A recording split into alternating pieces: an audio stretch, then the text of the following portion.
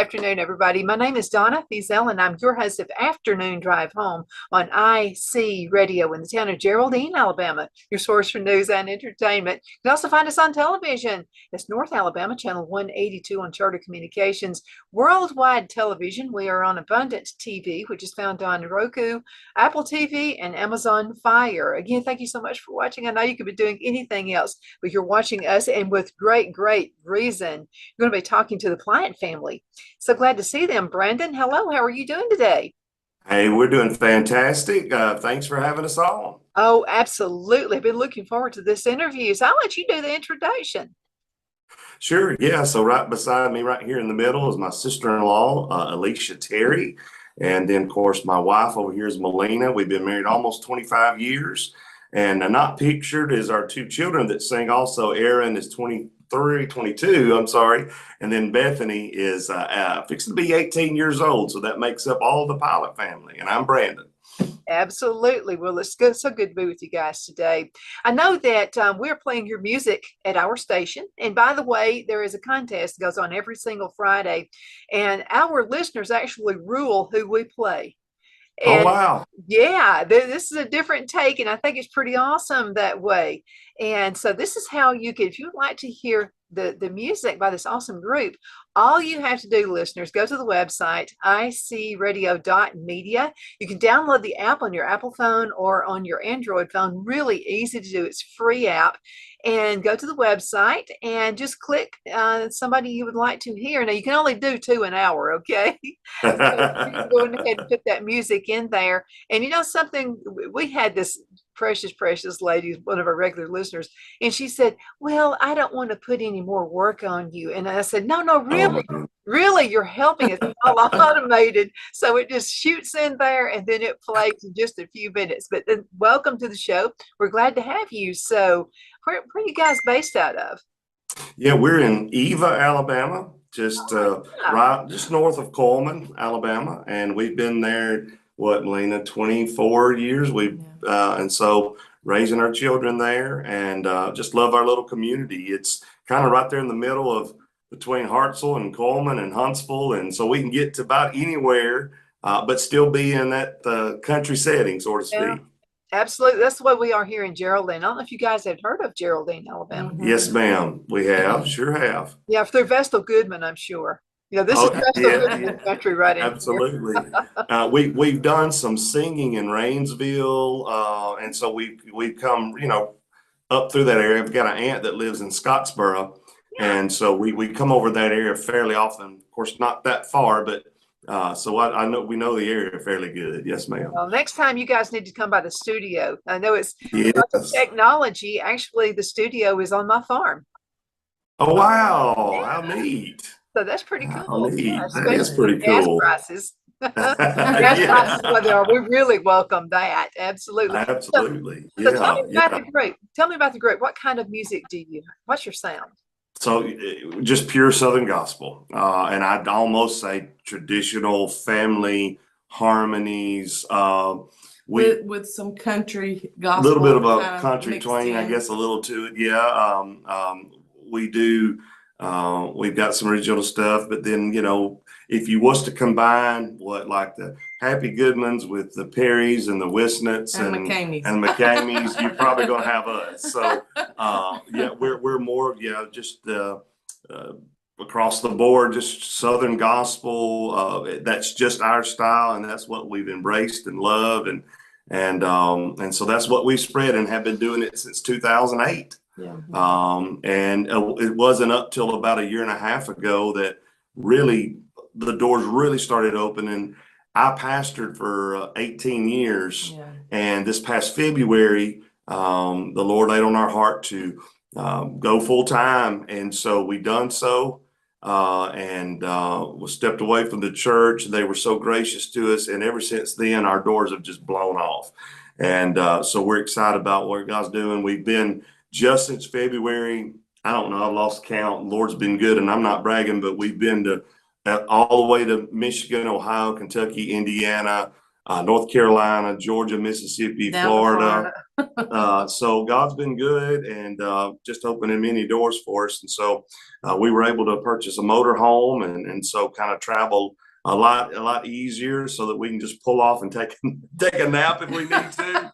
That's always so good. it's just so it's just been good. And the phone's still ringing, so we're just blessed right now to be able to sing for the Lord. That's great. That's great because people are tired of all the nonsense, bad news, and I think, Isn't that and I true? think COVID actually kind of might have been a good thing for us after all, because we were shut down for so long, and we all got good and tired of it. Yeah. There you go. There Get you go. back out again. Absolutely. Yeah. Yeah. I mean, looking at those four walls made you have a great appreciation of being able to do what we can do now. And I think even people that don't do it, that come to the church or listen to your program and listen to all these programs, I think there's a new appreciation for just having it back out there and everybody going again. I think so too. I've got to ask a question. And my dad was a minister and my parents were musicians as well. And people had just much rather hear him sing than preach. Do you run into that? I've had a mixture. I've had some people go, man, you can sing better than you can preach. Then I've heard people say, you need to stick to preaching. So it's so funny. It's so funny because people will be brutally honest with you They will. when you're out there. And so you just smile and pat them on the back and just try to keep going on. So, yeah. There you go. Yeah. But I like that. I like brutal honesty because we can grow with that. We can. It strives, in any of us, because we got people come up to the table after and you should have done this, or why did you do this? And you know what? It can help us to improve. Yeah. It helped me, to strive to and I know we're not looking for perfection, but we're looking for trying to be our very best. You want to be the best. Ultimately, this too, and everybody that's listening. I mean, we want to represent the Lord as best as possible, and we want to sound as best as possible, and we want to pick the songs that are anointed. And so there's definitely a process there. There certainly is. Do you feel like there's more of a hunger now to hear the word than there was, let's say, prior to COVID? Well, here's the way I look at it. And a lot of people have lost a lot of loved ones. They lost a lot of friends, lost a lot of neighbors.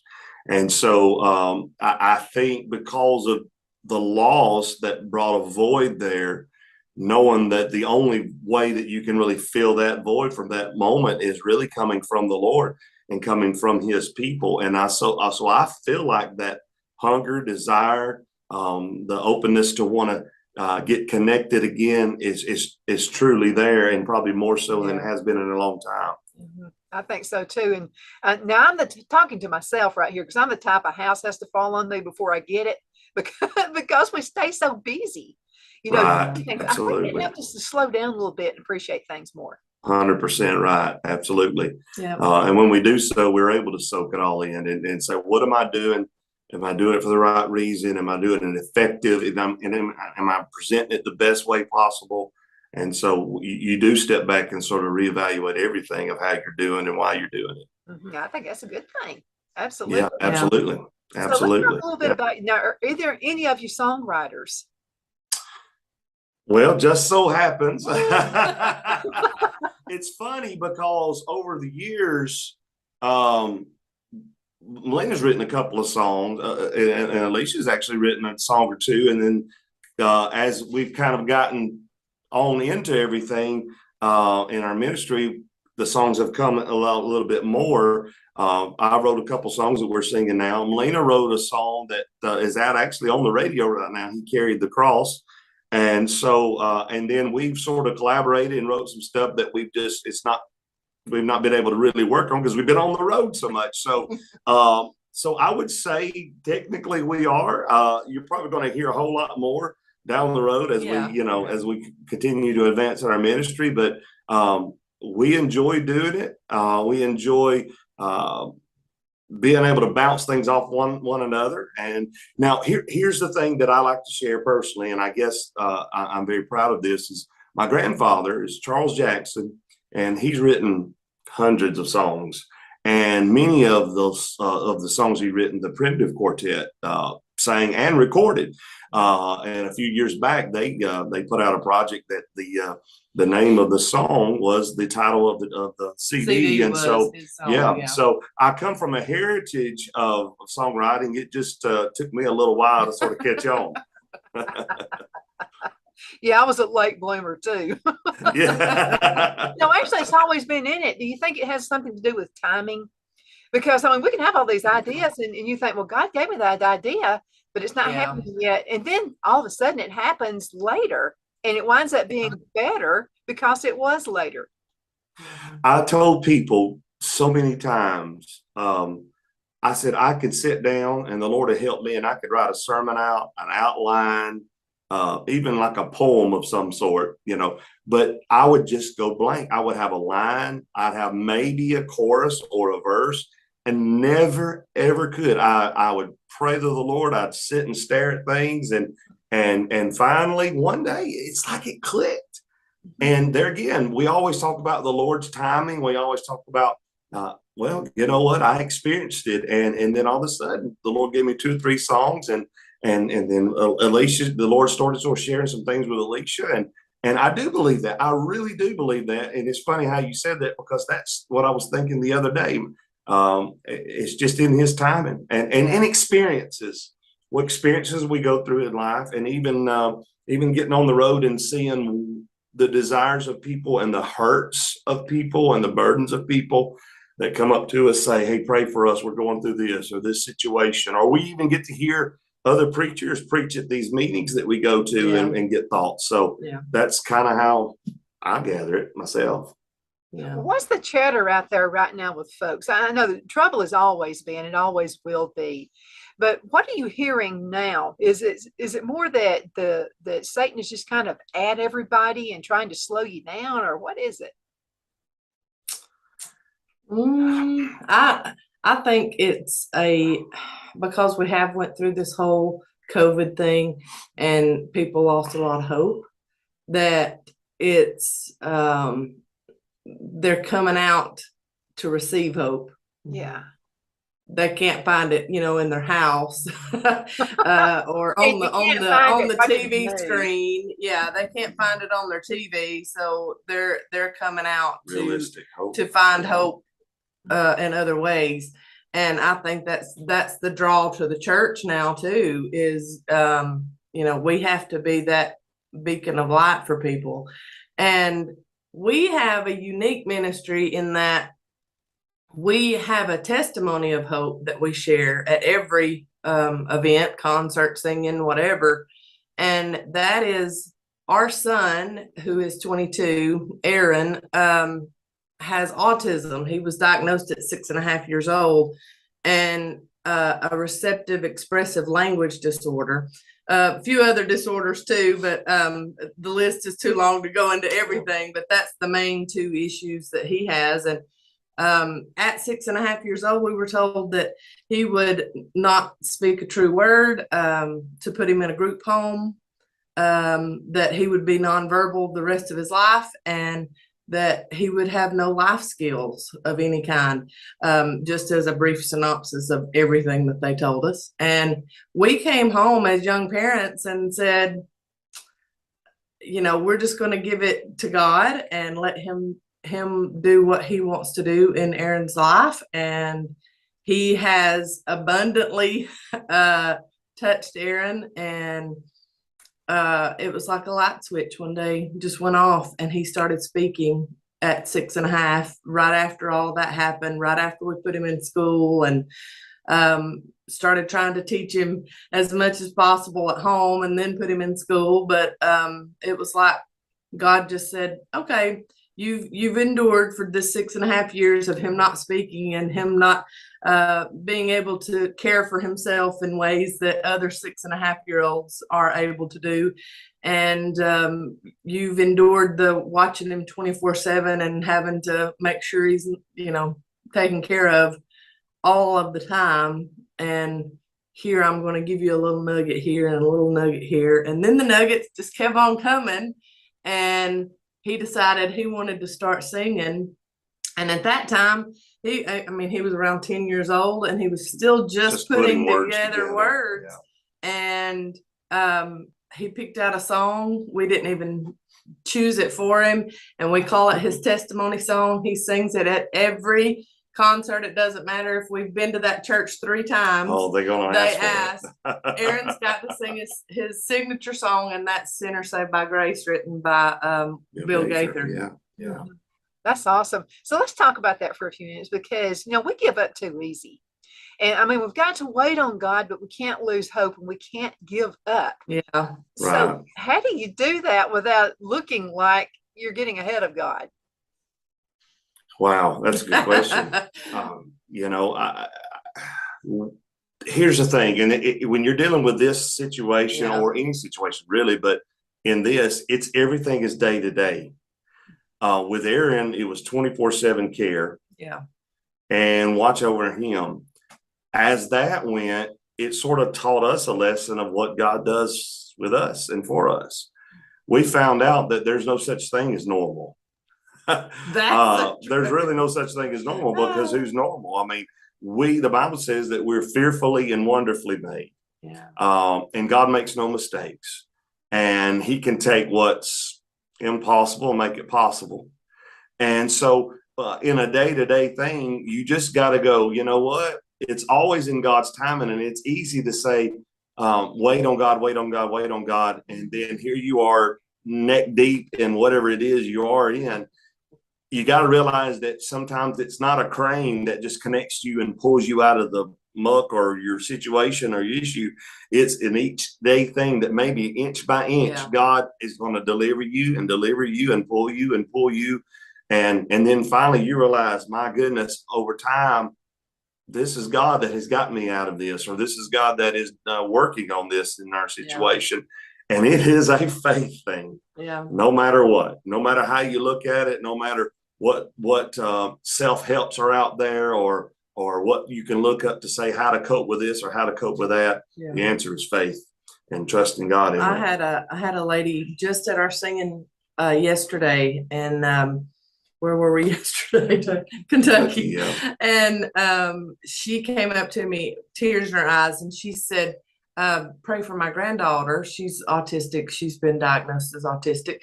And she told me she was 6 years old, and she wanted to know a little bit more in depth about Aaron. And she said, she's just now, speaking words, but she said, now she did, say mama and daddy when she was young and stuff like that. And I said, Aaron didn't even do that. I said, don't give up hope. There's still hope. If we would have given up on Aaron all those years ago, who knows, what God would have done with our unbelief. Yeah. So, I kept saying, don't give up hope. She's progressing even more than Aaron was. So don't give up hope. Keep going. Absolutely. And this is something else, because somebody like man has made this synopsis of what's normal. Yeah. There you go. What is normal? I mean, exactly. Because we've all got issues. Everybody does. No one is perfect. I mean, you're not going to be perfect at anything. And it could be just something, and it could be like a small thing, but to that person, it's everything.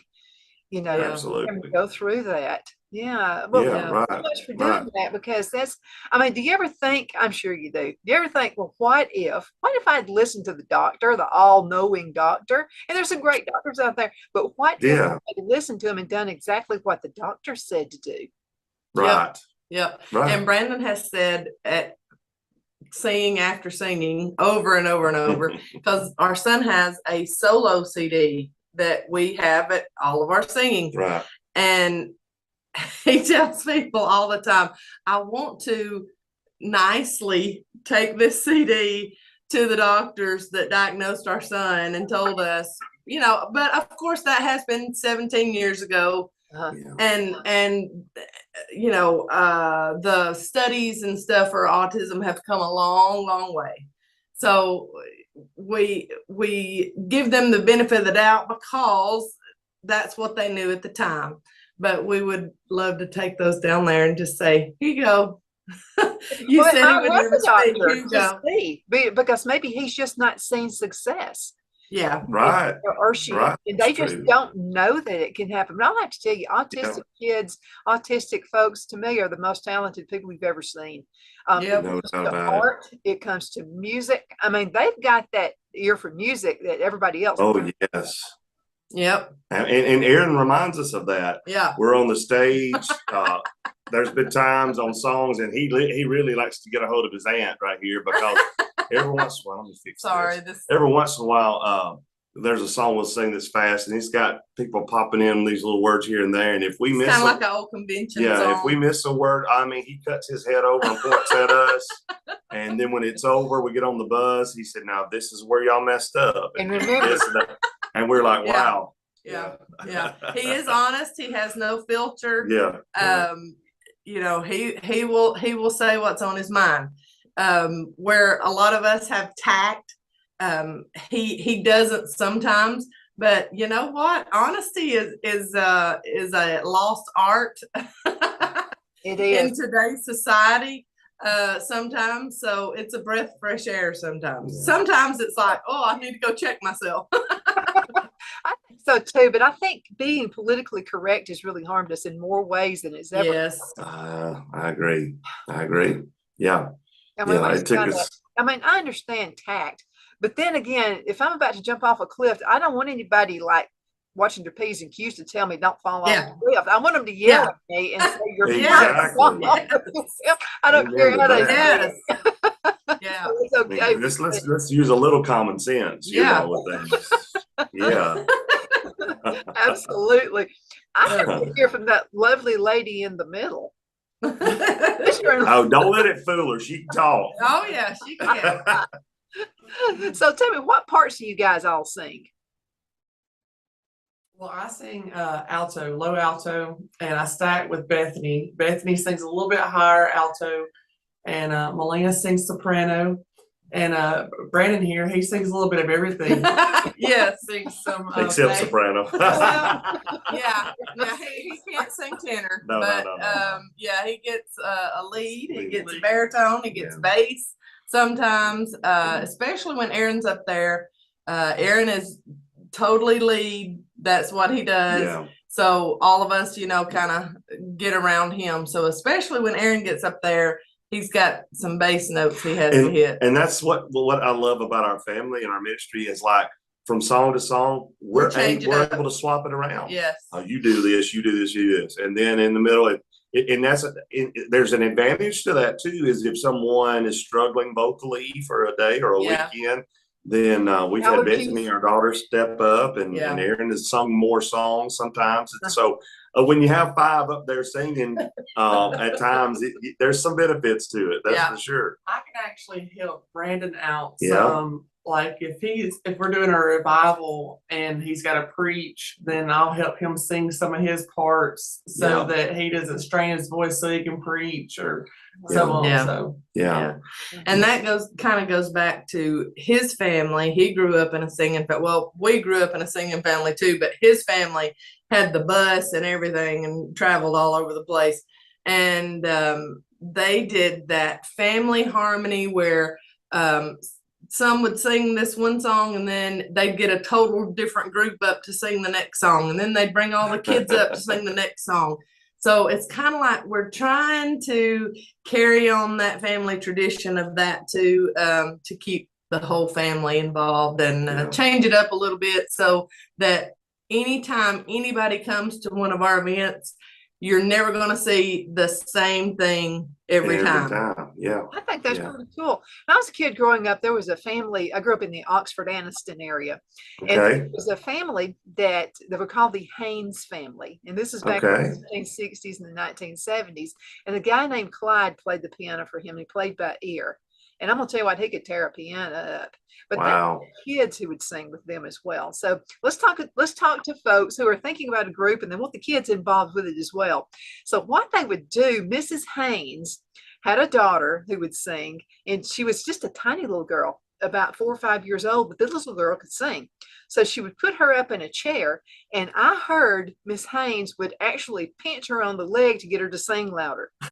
Did you ever do anything like that? Well, so we would get our pep talk before we got up singing when I was young, and it was, I use that word pep talk because my family took it serious, which we take it serious. Don't get me wrong, but absolutely. Yeah. My mom played the piano, and there were many times we would be on that second or third row, and there was three of us boys, and then so we had some cousins also, and she would look what she got good about looking away from the piano and still be able to play it and give you that, and I was like, all the blood would leave my body. I know. And so anyway, so I was already warm, but so when I got up there, it was already expected, it was already understood, but I could understand, but that's just the way it was, and so we don't pinch around our house, but we make sure that. And our children, I think it goes back to example too, because they say we do our best or try to do our best. And I think when they get on the stage, they know they're doing it for the Lord. And ultimately, that's what I'm sort of proud of, is that, and even Alicia's two girls, when they are able to come, they get on the stage. And so there are moments where we'll have 8 or 9 on the stage, and we're just doing a montage of all kinds of great stuff. And so it's fun, and it's interactive. And I like what Melina said, the folks that come and hear us, they get a variety show. And, the kids, especially when they were younger, they learn stage presence, but they learn from example. So, if they get up there and they don't hit the note just exactly right, they know, you don't, do your face up like that. But when they were younger, they did stuff like that, and people understand. We've never had anybody say, why'd they make that face? They're a kid, they know. And I'll say this too. This happened when I was young, and we do it now. A lot of times you go to a place, and not all places are the same, obviously.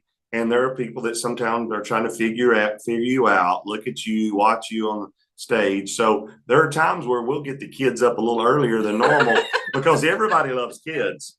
And so it sort of breaks the ice sometimes. And they go, oh, the kids are great. And when the kids are done, we come back behind them, and all of a sudden we sound better, and everything is better, You need to bring your dog and cat, or you goat in too. Because kids and animals. We have a little 3-pound Yorkie, and she travels with us on the RV. So she has been not into the church house, of course, but after a concert, when we've changed clothes and Bethany comes off that RV, people flock to that dog. So I understand what you're saying.